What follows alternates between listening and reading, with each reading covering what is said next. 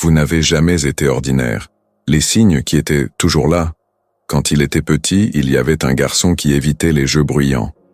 Au lieu de courir dans la cour, il s'est assis dans un coin, regardant le ciel. Il a un jour demandé à sa mère « Pourquoi ai-je l'impression que le monde est plus grand que ce qu'on me dit ?» La mère se contenta de sourire, ne sachant que dire. Il ne pouvait pas l'expliquer, mais il avait l'impression que son âme était connectée à quelque chose d'invisible, comme s'il entendait un appel que personne d'autre n'entendait. Maintenant, dis-moi, as-tu déjà ressenti cela? Existe-t-il des personnes qui, même dans leur enfance, portent déjà les traces d'un objectif plus grand? Comment savoir si ce sentiment de non-appartenance ou cette douleur insignifiante était en fait le signe que Dieu était déjà en train de façonner quelque chose en vous? La réponse peut être surprenante. Oui, il existe des signes clairs qui révèlent qu'une personne a été séparée dès son plus jeune âge pour vivre quelque chose de spécial. Et si vous les reconnaissez, cela n'a peut-être jamais été courant, parce que c'était déjà choisi. Tout au long de l'histoire, les individus destinés à de grandes missions ont traversé des processus intenses dès leur plus jeune âge. Et le plus curieux est que ces processus ne sont pas toujours beaux ou agréables. En fait, les premiers signes d'un appel divin peuvent ressembler davantage à une douleur qu'à une bénédiction. Pensons à quelque chose de simple, mais symbolique. Le charbon, lorsqu'il est pressé et exposé à une chaleur extrême, se transforme en diamant. Personne ne le choisit pour sa beauté au premier abord. Il paraît rude, sombre, terne. Mais ce qui se cache à l'intérieur est trop précieux pour être ignoré. Dieu fait la même chose avec les gens. Il permet que certaines âmes soient pressées très tôt, non pas pour les détruire, mais pour révéler en elles la valeur que lui seul connaît depuis le début. Et c'est exactement de cela dont nous allons parler maintenant. Tout au long de cette série, nous explorerons 15 signes, les plus courants qui apparaissent dans l'enfance de personnes choisies pour vivre de grands objectifs spirituels. Mais dans cette première partie, commençons par fondamentaux, les signes les moins évidents, mais qui portent une force gigantesque. Faites partie de notre famille spirituelle. Abonnez-vous à la chaîne aujourd'hui et commentez « Je crois » ci-dessous comme symbole que vous acceptez votre rôle dans cette grande transition. Laissez votre énergie compter parmi les élus. Le moment est venu. Le sentiment constant d'être différent. Vous êtes-vous déjà surpris à penser que vous n'étiez pas comme tout le monde? Peut-être avait-il des intérêts inhabituels, un regard plus observateur, ou même une tristesse que personne ne comprenait. Cela peut sembler n'être qu'une simple sensibilité, mais beaucoup de personnes appelées rapportent ce sentiment depuis l'enfance. C'est comme si quelque chose à l'intérieur disait « Vous n'êtes pas à votre place ». Et ce n'est pas un rejet, c'est une séparation. Selon les données de la psychologie aujourd'hui, environ 20% des enfants considérés comme très sensibles ont des niveaux d'empathie et de perception supérieurs à la normale. Il est intéressant de noter que la plupart de ces enfants développent une profonde spiritualité à l'âge adulte. Douleur sans explication claire. Certains enfants sont confrontés à une perte, à un traumatisme ou au rejet dès leur plus jeune âge. À première vue, cela semble injuste. Et si ces instants avaient servi d'outil de polissage? Pensez à Joseph, vendu par ses propres frères, ou David, ignoré par son père. La souffrance, dans le contexte de l'appel divin, n'est pas une punition, c'est une préparation. La psychologie appelle cela la résilience formative. Des études de l'Association américaine de psychologie montrent que les personnes qui sont confrontées à des défis dans leur enfance, mais qui y trouvent un sens spirituel, développent une plus grande stabilité émotionnelle et un plus grand but tout au long de leur vie. Intérêt pour les questions spirituelles depuis que je suis petit. Alors que d'autres s'inquiétèrent des jouets, vous vouliez comprendre pourquoi les gens meurent. Que se passe-t-il après la vie? Dieu entend-il vraiment les prières? Cette soif de réponse n'est pas fortuite. Des recherches menées par l'Université d'Oxford indiquent que la majorité des enfants entre 6 et 10 ans développent une certaine forme de spiritualité spontanée, mais seul un petit pourcentage maintient ce lien avec intensité. Ceux qui maintiennent ont généralement le sentiment qu'il y a quelque chose de plus dès le plus jeune âge. Et c'est généralement le début d'une vocation. Qu'est-ce qui se cache derrière cette différence? Si vous avez ressenti l'un de ces 3 signes, Vous sentir différent, ressentir une douleur profonde ou rechercher un sens spirituel à un jeune âge, ne le considérez pas comme une coïncidence. Ce sont en fait les premiers échos d'un appel qui commence bien avant l'âge adulte, une vocation qui n'a pas besoin de chair ni d'étiquette religieuse pour être légitime. Dieu commence à travailler en silence quand personne ne regarde, parfois même lorsque vous n'étiez qu'un enfant silencieux, levant les yeux vers le ciel et demandant « Pourquoi suis-je comme ça ?» Et maintenant tu sais. Dans la partie suivante, nous explorerons davantage de signes et révélerons comment de petites actions et des moments oubliés de votre enfance peuvent être la preuve que vous avez toujours été choisi. Votre voyage ne fait que commencer. Il est temps de reprendre des forces et de construire un nouveau chemin. Abonnez-vous à la chaîne et faites partie de cette communauté qui s'éveille à la vérité. Quand la douleur n'était pas que de la douleur, l'isolement comme signe. Imaginez un enfant qui grandit avec le sentiment de ne trouver sa place nulle part. À l'école, elle était la dernière à être choisie pour les jeux. À la maison, il semblait que personne ne la comprenait. Les amis allaient et venaient, et même entourés de monde, le sentiment de solitude persistait. Je pleurais souvent en secret, non pas parce que je savais pourquoi, mais parce que je sentais quelque chose de lourd dans ma poitrine. Si vous avez vécu quelque chose comme ça, vous portez peut-être encore des cicatrices que personne ne voit. Mais et si je vous disais que cette douleur qui semble injuste et dénuée de sens cache en réalité un but? Aujourd'hui, des milliers de personnes qui vivent une vocation spirituelle disent que leurs premières années ont été marquées par la douleur, le rejet et l'exclusion. Et ce n'est pas un hasard. La douleur de l'enfance peut être l'une des formes les plus profondes de préparation spirituelle. Selon une enquête menée par Enquête mondiale sur la santé mentale 2021, plus de 35% des personnes ayant un fort sentiment de mission ou de vocation ont signalé un traumatisme émotionnel au cours des 10 premières années de leur vie. La corrélation entre la douleur précoce et le développement spirituel est étudiée par les psychologues et les théologiens depuis des décennies. Et les données vont dans une direction claire. Souvent, la douleur ne nous éloigne pas du divin, elle nous pousse vers lui. Le rejet comme outil de séparation. Dans la Bible, l'un des exemples les plus frappants de souffrance précoce est celui de Joseph. Genèse 37. Joseph n'avait que 17 ans lorsqu'il fut trahi par ses propres frères, jeté dans un puits et vendu comme esclave. Pourquoi? Parce qu'il a rêvé. Et ses rêves le dérangeaient. Il a passé des années à être rejeté, faussement accusé et emprisonné à tort. J'aurais pu perdre la foi, mais je ne l'ai pas fait. José a compris, au fil du temps, que tout cela faisait partie d'un plan plus vaste. Lorsqu'il devint finalement gouverneur de l'Égypte, il dit à ses frères « Vous aviez prévu du mal contre moi, mais Dieu l'a transformé en bien. » Genèse 50, 20. Cette phrase véhicule un principe puissant. Parfois, ce qui ressemble à une malédiction n'est que le début d'une mission. Isolement forcé et construction identitaire. Moïse a également vécu quelque chose de similaire. Né à une époque d'oppression, il fut abandonné dans un panier dans le Nil, Exode 2. Élevé loin de son peuple parmi les Égyptiens, il connaît un conflit interne constant. Qui suis-je? Même devenu adulte, il fut rejeté par les Hébreux et s'enfuit dans le désert, où il passa 40 ans isolé. 40 ans. Ce n'est pas facile d'accepter cette période comme faisant partie d'un plan.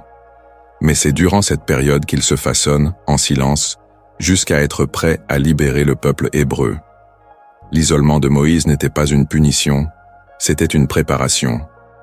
Combien de fois vous êtes-vous senti seul, même entouré de gens? Combien de fois avez-vous cru que vous n'étiez pas assez, que personne ne vous comprenait? L'isolement, vu d'un point de vue spirituel, peut être un lieu où Dieu travaille exclusivement. La douleur invisible des rejetés David, avant d'être roi, n'était qu'un berger, oublié de son propre père. Lorsque le prophète Samuel alla choisir parmi les fils de Jessé qui seraient oints, David ne fut même pas appelé. 1 Samuel 16. Il n'a pas été rejeté par ses ennemis, mais par sa propre famille. Et c'est là qu'intervient quelque chose de crucial. Toutes les douleurs ne viennent pas de l'extérieur. Certains viennent de l'intérieur même de la maison. Et ce sont ceux qui ont le plus d'impact, qui façonnent le plus. Beaucoup de ceux qui ont été choisis ont été critiqués par ceux qu'ils aimaient le plus. Non pas parce qu'ils n'en valaient pas la peine, mais parce qu'ils portaient quelque chose que les autres ne pouvaient pas encore voir. La résilience des oubliés. Une étude du APA, Association américaine de psychologie, publiée en 2020, montre que les enfants confrontés au rejet ou à l'abandon ont tendance à développer, au fil des années, deux choses, autoprotection émotionnelle ou résilience spirituelle. Et la différence entre l'un et l'autre réside dans le but. L'autoprotection ferme les portes, la résilience ouvre des chemins. Lorsque vous comprenez que votre douleur a une raison plus grave, elle ne vous paralyse pas, elle vous motive. La douleur qui éveille un but. Si votre enfance a été marquée par la perte, le silence, la critique ou l'exclusion, ne pensez pas que tout cela a été vain. C'est peut-être là que Dieu a commencé à vous préparer. Comme un potier qui travaille l'argile en silence et la façonne avec patience, Dieu transforme la souffrance en structure. Vous n'avez pas besoin de tout comprendre maintenant. Mais tu peux le reconnaître survécu à des moments qui auraient mal pu te détruire. C'est déjà le signe que quelque chose de plus grand vous attend. Quand la souffrance est le début, la douleur du passé, le rejet qui saignait en silence, le vide qui semblait sans fin, tout cela aurait pu être un langage que seul le ciel comprend. Dieu ne gaspille jamais une larme.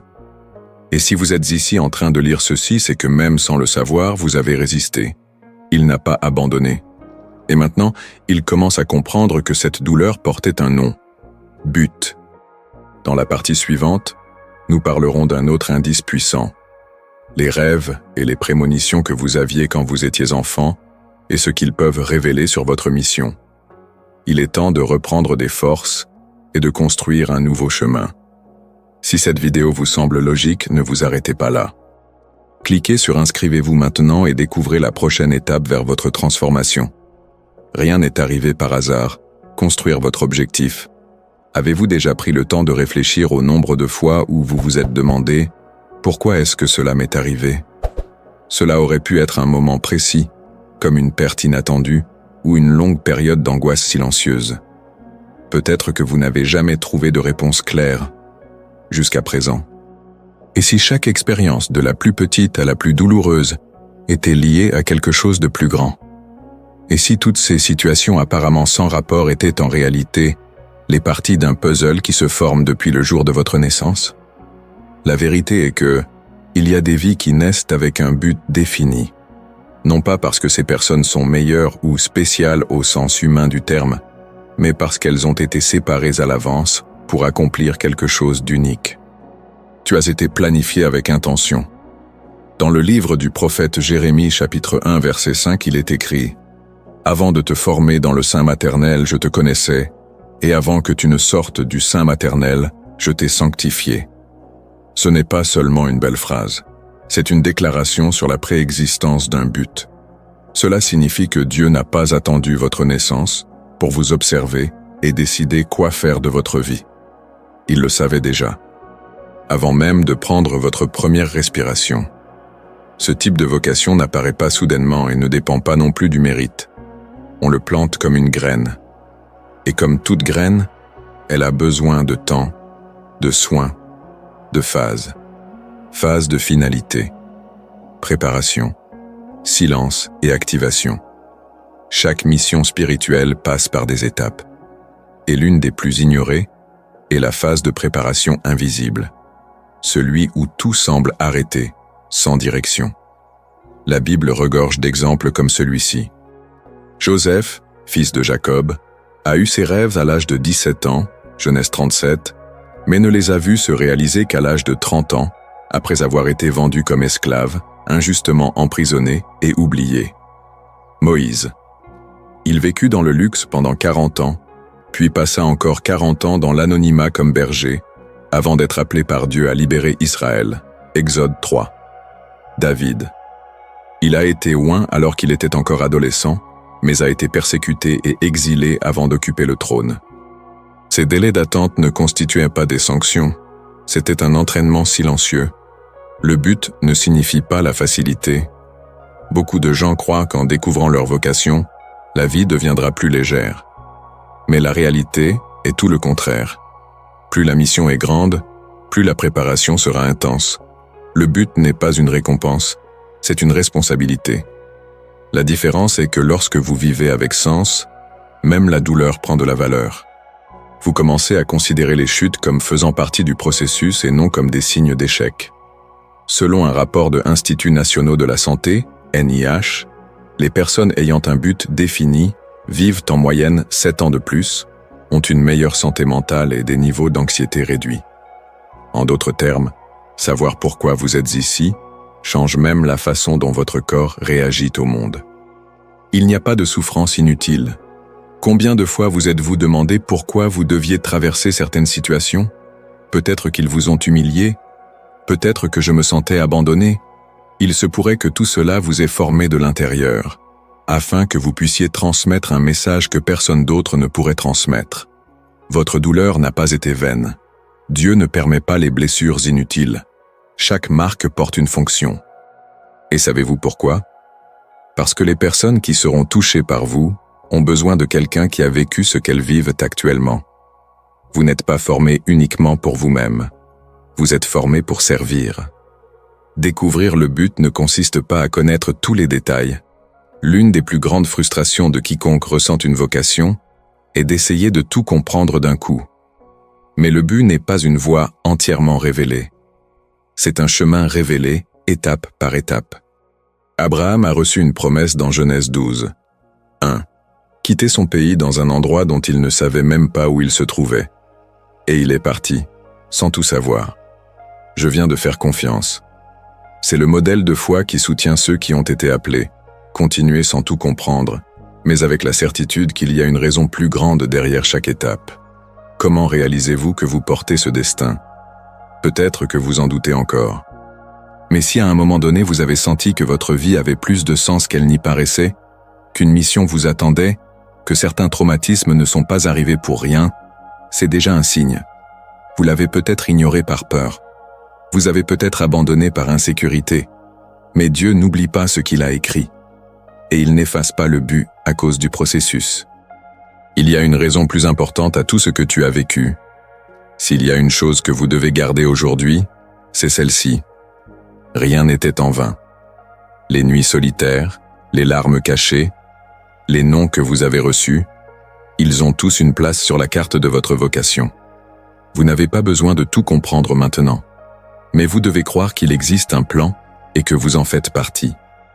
Dans la partie suivante, nous parlerons des signes plus profonds qui se manifestent à travers des rêves, des intuitions et des expériences qui défient la logique, et comment tout cela indique un appel spirituel déjà en cours.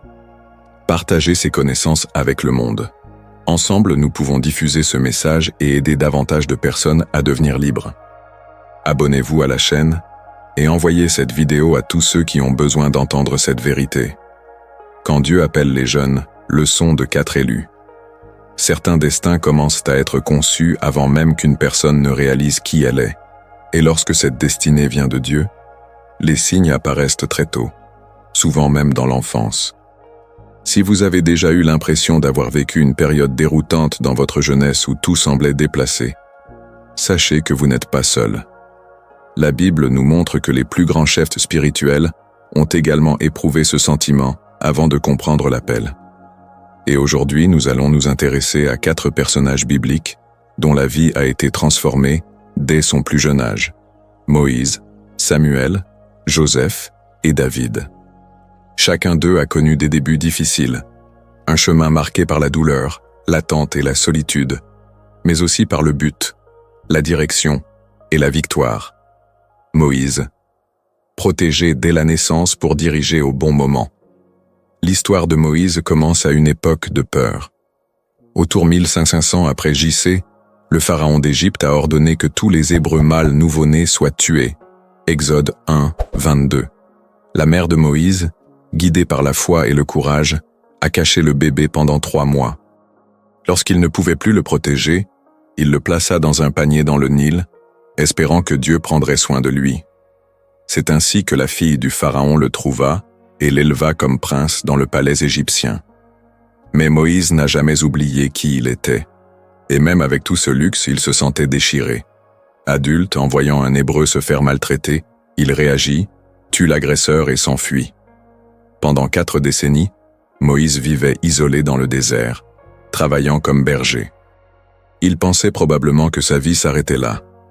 Mais c'est à cette époque que Dieu l'a façonné. Jusqu'à ce qu'à l'âge de 80 ans, l'appel retentisse. Libérer le peuple hébreu de l'esclavage. Exode 3. Cela nous apprend quelque chose de puissant. Le but peut persister mais il n'échoue jamais. Samuel. Appelé enfant à entendre la voix de Dieu. Samuel est peut-être le meilleur exemple de quelqu'un qui a reçu l'appel divin dès son plus jeune âge. Sa mère, Anna, était stérile, mais elle priait si fort que Dieu lui répondit et lui donna un fils. En remerciement, Anna a confié à Samuel le service dans le temple sous la garde du prêtre Élie. 1 Samuel 1, 27-28. Une nuit, alors qu'il n'était encore qu'un garçon, Samuel entendit quelqu'un l'appeler par son nom. Il pensait que c'était Élie. Mais au bout de 3 fois, le prêtre comprit que c'était Dieu qui parlait. Et il demanda au garçon de répondre « Parle, Seigneur, car ton serviteur entend. » 1 Samuel 3:10. À partir de ce moment, Samuel est devenu un instrument de Dieu pour le peuple d'Israël. Il oint les rois, conseilla les dirigeants et jugea la nation avec sagesse. Tout a commencé par une écoute attentive, même sans comprendre tout ce qui se passait. L'appel se manifeste parfois sous la forme d'une sensibilité à la voix divine, même si cela ne semble pas logique. José. Du rêve à la prison, et de la prison au trône. Joseph était l'avant-dernier fils de Jacob, né vers 1700 après J.C. Dès son plus jeune âge, Dieu communiquait avec lui à travers les rêves. Dans Genèse 37, Joseph partage avec ses frères des visions qui symbolisent qu'il les gouvernerait un jour. Mais au lieu d'admirer, les frères étaient remplis d'envie. À seulement 17 ans, Joseph a été vendu comme esclave et emmené en Égypte. Même s'il était innocent, il a été faussement accusé et arrêté. La prison a été sa réalité pendant des années. Mais il garda son intégrité et un jour interpréta un rêve de Pharaon que personne ne comprit. Genèse 41. Grâce à cela, il a été nommé gouverneur de l'Égypte, sauvant ainsi des milliers de personnes de la famine, y compris sa propre famille. Ce qui semblait être la fin n'était que le début. José a appris que la souffrance fait partie de la préparation et que les rêves qui viennent de Dieu se réalisent, même si le chemin pour y arriver semble contradictoire. David, choisi anonymement pour diriger avec courage, David était le plus jeune de ses frères, fils de Jessé.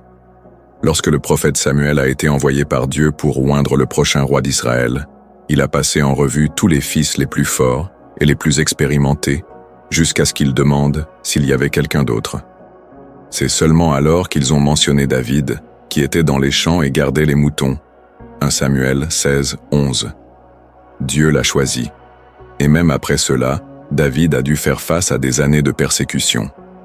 Saül, le roi de l'époque, tenta de le tuer à plusieurs reprises. David a vécu dans des grottes, a fui à travers les déserts et a été rejeté par beaucoup. Mais il n'a jamais cessé de faire confiance à Dieu. La victoire sur Goliath n'était qu'un début. Son règne a apporté la stabilité au peuple d'Israël et a marqué une nouvelle ère. La grande leçon de David est claire. Être petit aux yeux des hommes ne signifie pas être oublié de Dieu. Les élus commencent toujours avant que les autres ne s'en aperçoivent. Moïse, Samuel, Joseph et David avaient quelque chose en commun. Ont été séparés dès leur plus jeune âge, même si cela n'était pas visible pour les autres. Ils se sont façonnés dans le silence, dans des lieux de douleur, de doute et d'anonymat. Mais le moment venu, chacun a rempli son rôle avec courage et foi. Si vous avez vécu des situations similaires, rejet, isolement, pénurie, ne vous considérez pas comme vaincu. Considérez-le comme quelqu'un en phase de construction. Tout comme ces hommes dans la Bible, vous êtes peut-être au milieu de votre propre processus d'activation. Dans la prochaine partie, nous explorerons comment dons et talents inhabituels dans l'enfance. Ce sont des indices sur l'appel spirituel qui vivait déjà en vous. Pour ne manquer aucun message de Dieu, cliquez sur le bouton « Abonnez-vous ». Écrivez « Je suis prêt » dans les commentaires et commencez à aligner votre énergie sur la transformation à venir. Vous n'êtes pas là par hasard. Il est temps de prendre position. Il y a des moments dans la vie où tout semble soudain prendre un sens. Comme si tous les éléments de votre histoire tenaient dans une seule image. Vous regardez en arrière et comprenez que les erreurs, les pertes, les silences, ils avaient tous une raison. Mais cette compréhension n'apporte pas seulement du réconfort, elle vient également à l'éveil. Et peut-être qu'aujourd'hui est ce moment pour vous. Il ne suffit pas de reconnaître que vous avez été mis à part pour quelque chose de plus grand. Il faut décider de ce que vous allez en faire. Dieu a peut-être planté des signes tout au long de votre voyage, mais c'est vous qui choisissez de les ignorer, ou de vous relever. L'appel est collectif, mais la réponse est individuelle. Tout au long de la Bible, nous voyons un schéma. Dieu appelle, mais ne force jamais. Il donne des directives, mais respecte le libre arbitre. Dans Ésaïe 6, 8, le prophète entend la voix de Dieu demander « Qui dois-je envoyer ? Et qui ira pour nous ?» Et Isaïe répond « Me voici, envoie-moi. » Cette réponse n'était pas automatique. C'était une décision, un choix conscient. De la même manière, le but qui repose sur votre vie ne se manifestera que lorsque vous accepterez de marcher dans sa direction. Et oui, cela demande du courage. Passez de l'observation à l'action. Il est facile d'entendre des histoires inspirantes. Il est difficile de réaliser que le vôtre pourrait en être un aussi. Beaucoup de gens passent leur vie à attendre qu'un signe surnaturel commence à agir, alors qu'en réalité ce dont nous avons besoin n'est pas un miracle, c'est une décision. Vous n'avez pas besoin de vous sentir complètement prêt. Moïse prétendait être lent à parler. Jérémie a dit qu'il était trop jeune. Gideon pensait qu'il était le plus faible de sa famille. Malgré tout, tout le monde a accepté l'appel. La vérité est que Dieu ne cherche pas les mieux préparés. Il donne du pouvoir à ceux qui disent oui. Identifiez ce qui est déjà entre vos mains. Avant d'espérer une grande mission céleste, regardez autour de vous. Qu'as-tu déjà aujourd'hui ? Un cadeau, un talent naturel, un désir ardent d'aider les autres, peut-être êtes-vous quelqu'un qui peut conseiller judicieusement. Peut-être avez-vous la capacité d'enseigner, de diriger ou d'accueillir ceux qui souffrent. Ce ne sont pas des qualités aléatoires, ce sont des indices. Ce sont des outils qui font partie de votre vocation. Dans Luc 16, 10, il est écrit « Celui qui est fidèle en peu, le sera aussi en grande ». Autrement dit, ceux qui commencent avec ce qu'ils ont vont plus loin que ceux qui attendent que tout soit parfait. Accepter l'appel est un acte public et intime. S'approprier votre destin ne doit pas nécessairement être bruyant, mais cela doit être sincère. Aujourd'hui, vous pouvez le faire simplement, reconnaître que votre histoire a une raison plus importante, et en déclarant que vous êtes prêt à être à la hauteur de cette raison. Si vous sentez dans votre cœur que Dieu vous a séparé dès votre plus jeune âge, que ce que vous avez vécu jusqu'à présent n'a pas été pour rien, écrivez dans les commentaires « J'accepte ma vocation ». Non pas comme un geste automatique, mais comme un engagement envers le but qui palpite déjà en vous. Cette déclaration est symbolique, mais elle est aussi prophétique. Parce que lorsque nous parlons avec foi, quelque chose bouge spirituellement. Ne vous attendez pas à ce que tout le monde comprenne.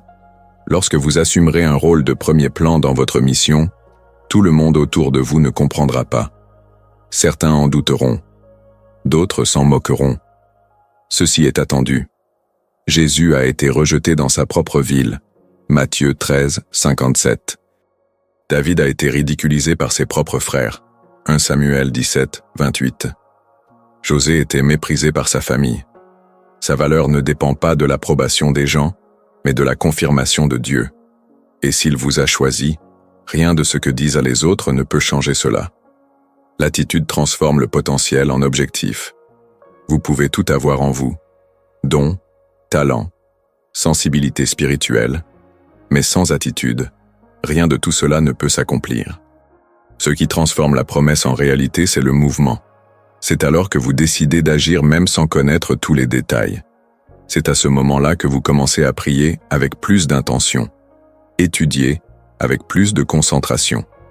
Connectez-vous avec ceux qui renforcent votre foi. Et surtout, c'est lorsque vous choisissez de laisser le passé de douleur devenir le carburant d'un avenir d'impact.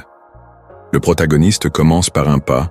Peut-être que vous attendez que quelque chose de grand se produise pour croire que vous êtes prêt. Mais Dieu commence toujours par de petits pas. Peter marchait sur l'eau d'un seul pas. Abraham a commencé son voyage par un simple mouvement en quittant sa terre. Vous n'avez pas besoin de voir le bout du chemin. Il vous suffit de faire le premier pas avec foi. Votre réponse est ce qui active le plan. La plus grande vérité que vous puissiez comprendre aujourd'hui est la suivante. Vous avez été appelé, mais c'est votre réponse qui définit les prochains chapitres de votre histoire. Le ciel s'est déjà positionné. Le temps compte déjà. Il ne vous reste plus qu'à dire « oui ». Dans la prochaine partie, nous parlerons de la façon de vivre cet objectif au milieu des difficultés, sans perdre la foi et en maintenant la vision de ce que Dieu a déjà placé devant vous. Si vous ressentez cet appel en vous, abonnez-vous à la chaîne et écrivez « Je suis choisi » dans les commentaires. Déclarez que vous êtes prêt à recevoir ce qui vous est déjà réservé. Vous savez déjà ce que vous devez faire. C'est maintenant votre tour. Nous avons atteint le point final de cette promenade. Et si vous avez tout regardé jusqu'à présent, ce n'est pas par curiosité. C'était parce que quelque chose en vous reconnaissait qu'il y avait de la vérité dans chaque mot. Peut-être qu'il ne pouvait pas l'expliquer, mais il le sentait. Et c'est déjà le signe que ce dont nous parlons ici a tout à voir avec vous. Tout au long de cette série, nous avons parlé d'une enfance marquée par des signes, de douleurs qui cachent un but, de cadeaux inhabituels et d'exemples de personnes qui ont vécu quelque chose de similaire à ce que vous avez vécu. Mais il est maintenant temps de passer de la théorie à la pratique. À partir de là, vous avez deux options. Continuer à vivre comme si de rien n'était, ou admettre, une fois pour toutes, que vous avez été séparés par Dieu depuis le début. N'attendez plus la confirmation. Beaucoup de gens perdent des années à attendre que le ciel crie fort et bouge ensuite. Mais Dieu n'agit pas toujours par des éclairs ou des voix audibles. Parfois, il parle subtilement, par contrariété, par malaise, dans une vidéo comme celle-ci. Si vous avez besoin d'un panneau supplémentaire pour commencer, le voici. Le fait que vous soyez ici en est le signe. La vocation ne consiste pas seulement à prêcher ou à diriger des foules. Cela pourrait être pour restaurer votre famille, pour influencer votre travail, pour impacter votre communauté. Le format n'a pas d'importance. Ce qui compte, c'est d'obéir. Tu as survécu à tout pour une raison. Soyons clairs, vous avez été confronté à des situations qui auraient pu vous briser complètement. Mais c'est ici. Debout. Respiration. Pensée. Ce n'est pas une mince affaire. C'est la preuve qu'il y a quelque chose en vous que l'enfer a essayé d'effacer, mais n'a pas pu. Et maintenant, avec le recul, tout commence à prendre un sens. Le rejet, la solitude, les questions sans réponse, des moments que personne n'a compris. Ils ont participé à la construction de son histoire. Il ne s'agit pas d'ignorer la douleur, mais de l'utiliser comme partie intégrante de votre arsenal. Ce qui vous faisait autrefois du mal peut maintenant vous permettre de guérir les autres. Ne vis pas dans l'ombre d'un appel auquel tu n'as jamais répondu. Vous avez peut-être des dons incroyables, des expériences uniques et une histoire qui a de la valeur. Mais si vous continuez à rester immobile, tout cela meurt en vous. N'enterrez pas ce que Dieu a mis entre vos mains. Si vous comprenez déjà que vous portez une mission, alors commencez. Pas demain. Pas quand j'ai plus de temps. Commencez par ce que vous avez. Où est ? De toutes les manières possibles. La Bible le montre tout le temps. Gédéon se cachait lorsque Dieu l'appela. Amos n'était qu'un éleveur de moutons. Maria était une adolescente ordinaire. Pedro, un simple pêcheur. Aucun d'entre eux ne s'attendait à être choisi. Aucun n'était préparé. Mais tout le monde a dit oui. N'attendez pas l'approbation de ceux qui ne comprennent pas votre chemin. Certaines personnes autour de vous ne comprendront pas ce que Dieu vous fait. Et ça va. Ils n'étaient pas appelés à comprendre. Ils ont été appelés à surveiller. Vous n'avez besoin de la permission de personne pour vivre ce pourquoi vous avez été appelé. Celui qui est choisi par Dieu n'a pas besoin de correspondre à une étiquette humaine. Il vous suffit d'obéir. Le monde a besoin de ta réponse. Il y a des gens qui attendent ce que vous transportez. Blessez les gens qui attendent vos paroles. Des familles brisées qui seront restaurées par votre influence. Des jeunes perdus qui trouveront un sens à travers leur histoire. Mais rien de tout cela n'arrivera si vous continuez à reporter votre réponse. Votre oui peut changer le destin de beaucoup. Non pas parce que vous êtes parfait, mais parce que vous le souhaitez. Maintenant, c'est ton tour. Il n'y a rien d'autre à dire. Vous en avez assez entendu, déjà réfléchi. Vous avez déjà reconnu que votre histoire correspond aux vérités que nous partageons ici. Alors maintenant, la question est simple. Qu'est-ce que tu vas faire de tout ça? Si vous avez l'impression d'avoir été appelé, déclarez dans les commentaires « J'accepte de vivre ce que Dieu a préparé pour moi ». Cet acte n'est pas un rituel. C'est un positionnement, un engagement envers la vérité que vous avez déjà reconnue. Et maintenant, il faut le vivre. La décision vous appartient. La mission aussi. Dieu t'a appelé. Le temps presse. Le ciel a déjà bougé. Le monde attend. Ne remettez pas à plus tard ce que vous seul pouvez faire. Le réveil continue. Si cette vidéo vous a ouvert les yeux sur des vérités que vous n'aviez jamais vues auparavant, imaginez ce que vous pourrez découvrir d'autres. Abonnez-vous à la chaîne maintenant et activez les notifications pour ne manquer aucun contenu qui transformera votre vie.